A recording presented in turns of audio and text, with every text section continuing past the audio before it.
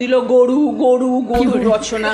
হ্যাঁ, তো তোমরা শুধু কারখানায় চাও? হ্যাঁ, তোমরা সবজি খাও না? এ খুড়া শুরু করে দিয়েছে ঘুরে মোবাইল ঘাঁটতে, আর আমার ভিডিওটাই দেখছো তো থাম্বনেল দেখে বুঝতেই পেরে গেছো সামনে ভোট আসছে। তো অল্প শায়রি দিয়েই এই ইলেকশনের প্রচার আমি ওটুকু শুরু করে দিছি। কেন কি দেশের আমিও তো নাগরিক, চুল দাড়ি দুটি পাকিয়েছে, আমারও তো কিছু ওপিনিয়ন আছে, সেগুলা একটুকু তুলে ধরি। তো প্রথমেই শুরু করছি একটা সেই লেভেলের শায়রি দিয়ে। কি বলবো খুড়া, যারা ঠিকঠাক ভাবে মোবাইলটা ঘাঁটে তারা একটা জিনিস জানে, টিঙ্কু খুড়া তো কম দেয়, পুরা সোশ্যাল মিডিয়াটা ভরে আছে এখন পলিটিশিয়ানদের ভাঁটে। আর খুড়া কি বলবো, এরকম চলতে থাকলে ভবিষ্যতে ঠিকই আমাদের পেছনে ঢুকে যাবে বাঁশ। আমি বুঝতেই পারছি না এরা পলিটিশিয়ান না এই জায়গাটাকে করে রেখেছে সার্কাস।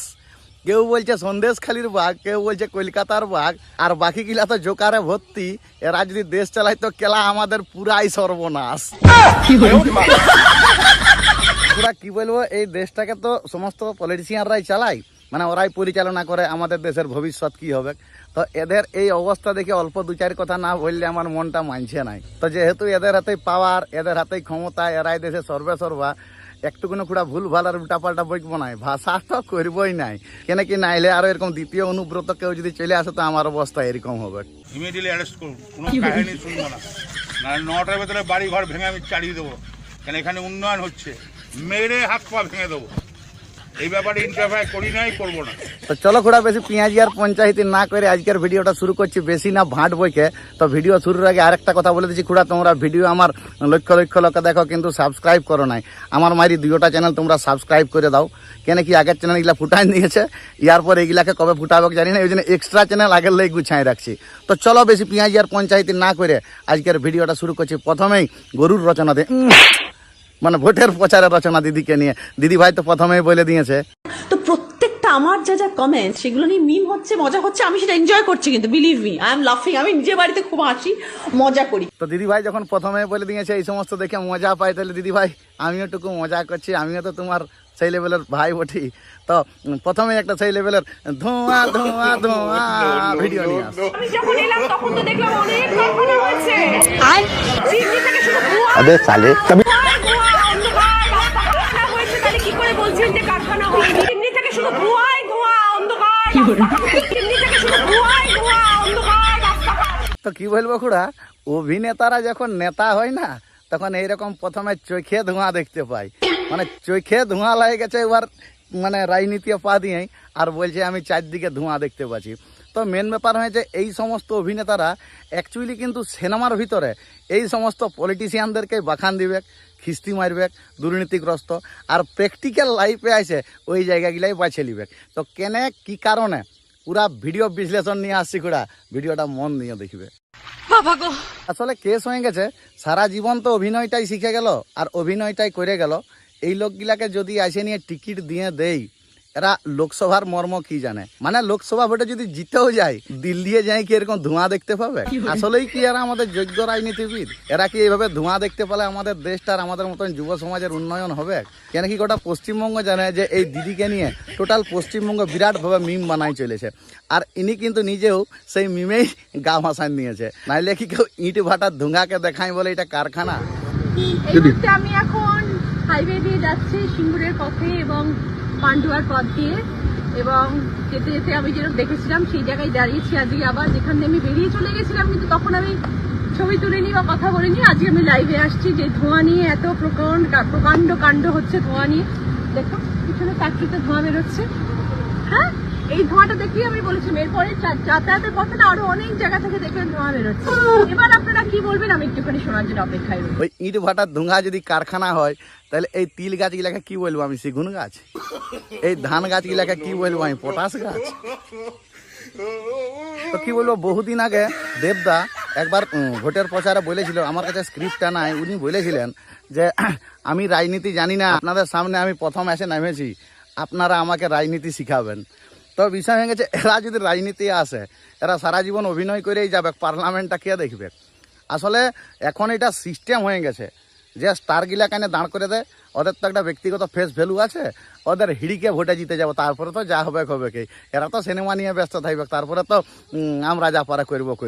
আমি খালি কোনো একটা পার্টিকুলার দলকে বলছি না, ইয়ে বি সি ডি এখন সবাই সমান, মানে যেই লঙ্কায় যাবে সেই রাবণ, বলেন কি? আর আমরা পাবলিক হনুমান, চার দিগেলে কেলানি খাই মরব।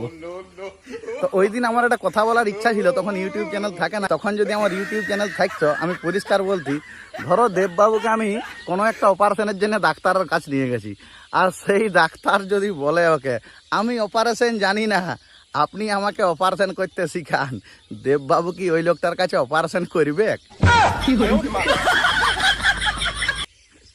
মানে ভাববার বিষয়। রাজনীতি নিয়ে যারা পড়ে থাকে তাদেরই রাজনীতি করা ভালো। আর এখন তো বর্তমানে দুটি দল ট্রেন্ডিংয়ে চলছে, একটা সিঙ্গেল ফুল একটা ডবল ফুল, আর বাকিটা তো এখন 3 নম্বর বাচ্চা না কি বলে, মানে যেটা সত্যি সেটাই বলছি, খালি একটু হাসি মজাক করে বলছি। তো এই দুই দলের ভিতরেই এই জিনিসটা আছে যে মোটামুটি অমুক জায়গায় কাকে দাঁড় করতে হবে, ওই লোকাল একটা সিনেমা স্টারকে লেগে ঢুকাইন দিই, তাহলে লোকসভা ভোটে জিতার পর পার্লামেন্টে যে কথাগুলা বলবে আমার লোকালিটি কি দরকার কি নাই। আমাদের দিদি নাম্বার না, দিদি তো বলেই দিল 2 মাস একটু খাইটেলি তারপরে রূপচর্চা করবে, মানে আর 2 মাস পর ওকে কেউ খুঁজে পাবে নাই।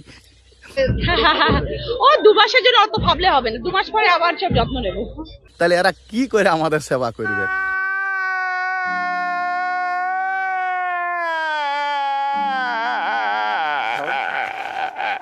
আসলে দোষ শুধু ওদের নাই, দোষ আমাদের, আমরা বাইরা গরুর মতন হাসালা এ দিদি নম্বর 1 রচনা ব্যানার্জি আইছে, মানে এরা বটে স্টার, অ্যাকচুয়ালি দেবদা দিদি ভাই হিরণ হাবি যাবি যতগুলা যা আছে এরা হচ্ছে স্টার।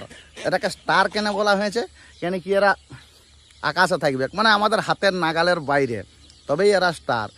কিন্তু আমাদের মমতা ব্যানার্জি দিদি কিছু করুক আর নাই করুক, আর আমাদের মোদি দাদু এরা কিছু করুক আর নাই করুক, সেই স্টারগুলাকে এনে আমাদের হাতে ধরায় নিছে। মানে যাদেরকে দেখার স্বপ্ন একটা বিরাট ব্যাপার, ওদেরকে চোখে দেখাটা আমাদের কাছে ভাগ্যের ব্যাপার, তারা কাহিনা ঘরে ঢুকান দিয়েছিলে হাড়িয়া খাবি তো হাড়িয়া খা, আর বাসি ভাত খাবি তো বাসি ভাত খা, যেটা ইচ্ছা কর ওদের সঙ্গে। এইটি একটি ফেসিলিটি দিদি ভাই আর দাদু ভাই দারুণ করেছে মায়েরি। हे प्रभु हे हरि राम कृष्ण जगन्नाथ प्रेमानंद, ये क्या हुआ? हे प्रभु हे हरि राम कृष्ण जगन्नाथ प्रेमानंद, ये क्या हुआ?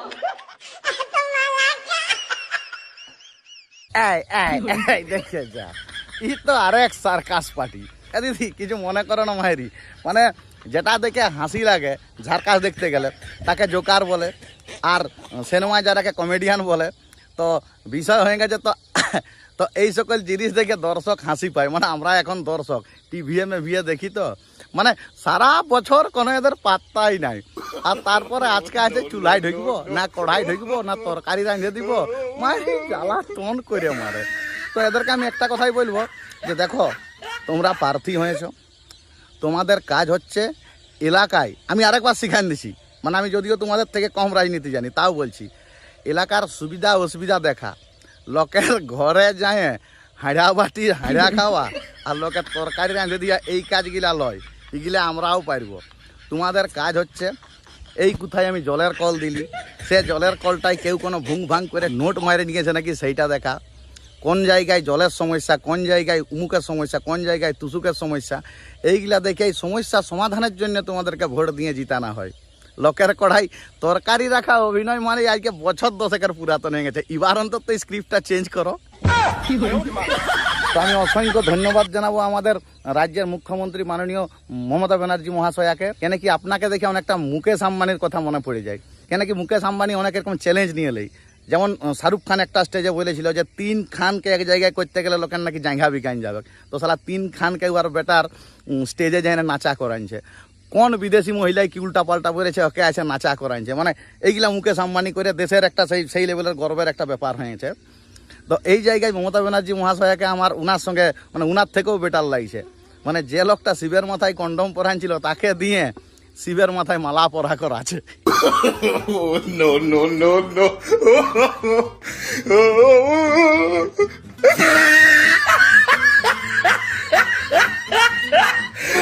মানে দিদি জোহার, আমাদের তরফ থেকে জোহার আর প্রণাম। আপনি এই কাজটা যেটা করেছেন এইটা আমাকে হেভি লেগেছে মায়েরি।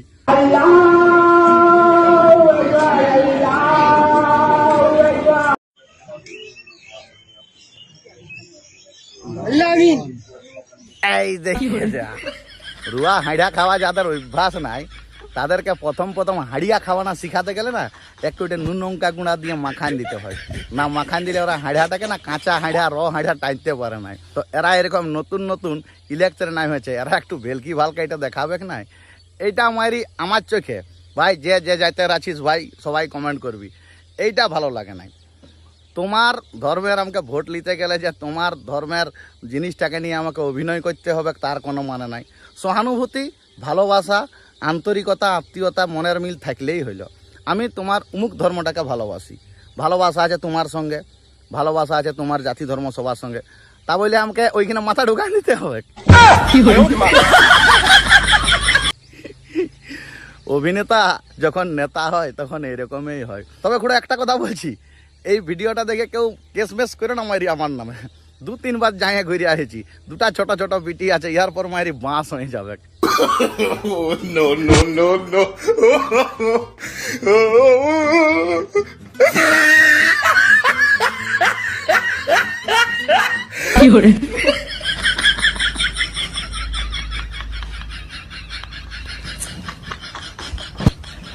এই দেখা যা সুযোগ পাইছে। হরে বুনু, ভোট তো যাকে ইচ্ছা দেয়। স্টার গিলা যখন নামেছে তাদের কাছে ভোট মাইগে সেলফিটা নিয়ে অন্তত স্ট্যাটাসটা ঠিকঠাক লাগান দে। এইটি তুই কাজের কাজ করেছিস। মোটামুটি আর ভোটার কার্ড হয়েছে না যে হয় নাই, দেখে তো মনে হচ্ছে 16-17 বছর। ই মাল ধান্দায় আছে, বলছে আরো পাবো, 2-4টা সেলফি নিয়ে রাখেলি।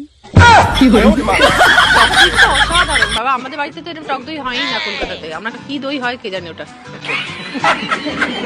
মানে অনেক কিছু ছেলে এত ভালো দই এখানকার। আমি তো এবার থেকে দই নিয়ে যাবো ভাবছি ব্যাগে করে করে, দই নিয়ে যাবো ভাবছি ব্যাগে করে করে। ও বাবা রে, দিদি নম্বর 1 দিদি এত বড় স্টার, টক দই এত সুন্দর কোথাও খাই নাই, সিঙ্গুরে খাইলো রে। দুঃখ রয়ে গেল যে কলকাতায় এত কোটি কোটি টাকার লোক, কলকাতার বুকে এত সুন্দর টক দই হয় নাই। হায় রে কপাল। আর মানে কি, সিঙ্গুরের মাটি এবং ঘাস গাছপালায় ভর্তি, আর সেগুলো গরু খাচ্ছে। গরু তো শাক পাতা খেয়েই বড় হয়, এবং সেগুলো খেয়ে হৃষ্টপুষ্ট হচ্ছে। আর তারপর তার যে দুধটা বেরোচ্ছে, সেটা এত ভালো যে দইটা এত ভালো, মানে যে সেখানকে ঘাস পাতা খেয়ে আমাদের গরু হৃষ্ট। হ্যাঁ দিদি, খালি সিঙ্গুরের গরুই ওই ঘাস পাতা খায়, আমাদের এখানের গরু তো বিরিয়ানি খায়। ওই জন্য আমাদের দই অত সুন্দর লাগে নাই।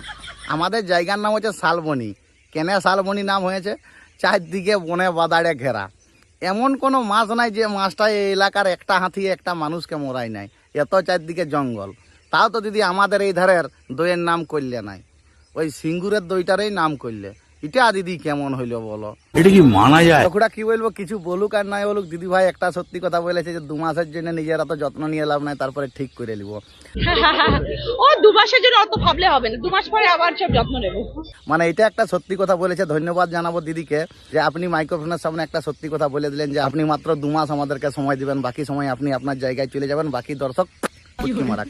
তো আমি সমস্ত আপামর জনগণ আর পাবলিককে একটা কথাই বলবো যে এই যে দীর্ঘদিন ধরে এইরকম নেতা আমাদের মাথার উপরে আছে বলে আমাদের এই দুর্দশা। তো তোমাদেরকে একটা কথাই বলছি যে ভোটটা একটু দেখে শুনে দিবে, নাহলে বাঁশেই আছে। কেন কি, অভিনেতা নেতা যখন এক জায়গায় হয়ে যায় না, তখন ভারত স্বাধীনের এত বছর পরেও আমাদেরকে এইরকমভাবে থাকতে হয়। চাকরির জন্য ধর্ণা দিতে হয়, 2 টাকা কেজি চালের আশায় রইতে হয়, 1000 টাকা লক্ষ্মী ভাণ্ডারের আশায় রইতে হয়, ওইটা নাইলে খাতে পাবো না। মানে আমাদের গতর গিলার কোনো দামেই নাই, সারা ধানের মশলার দাম বেশি। এইরকম চললে এইরকমই হবে, 1000 টাকা ভাতা দিয়ে তোমার এই দিকে ফুটকিটি মারি দিবে। তো খুড়াদেরকে বললো যোগ্য নেতা দেখবে, কোনো ফুলমূল দেখবে নাই, কেন কি এরা সবাই এপ্রিল ফুল। আমি আর বেশি গভীরে যাব নাই, নাহলে জেলখানাটা আমার জন্য রেডি আছে। তো খুড়া ভিডিও ভালো লাগলে লাইক করবে, কমেন্ট করবে, আর একটু অল্প শেয়ার করে দিবে। তো এইরকম হাসি মজাপূর্ণ ভবিষ্যৎবাণী ভিডিও নিয়ে আসবো, যদি তোমরা কমেন্ট করে জানাও যে আর পার্ট 2 আনবো না তো খুড়া এখনকার মতন ভিডিও শেষ করছি, কেন কি অন্ধকার হয়ে যাচ্ছে। আর দিনের বেলায় কেন ভিডিও করা হয় নাই জানো, যারা জঙ্গলমহলবাসী তোমরা একটা জিনিস বুঝতে পারছো, আমি বনে বাদাড়ে ঝুড়ে বাদাড়ে ভিডিও করি, আর এখন সেই খুদি মাছিগুলোর এত উৎপাত যে আইসে চোখে মুখে ঢুকে যেতে খুঁজে ঘরলে বাইরালেই হয়, মুখে মশারি বাঁধে বাইরাতে হয়, নাহলে চশমা পরে। তো এরকমই খুড়া সেই লেভেলের ভিডিও করে মজা লাগে না। তো এখনকার মতন খুড়া ভিডিও শেষ করছি।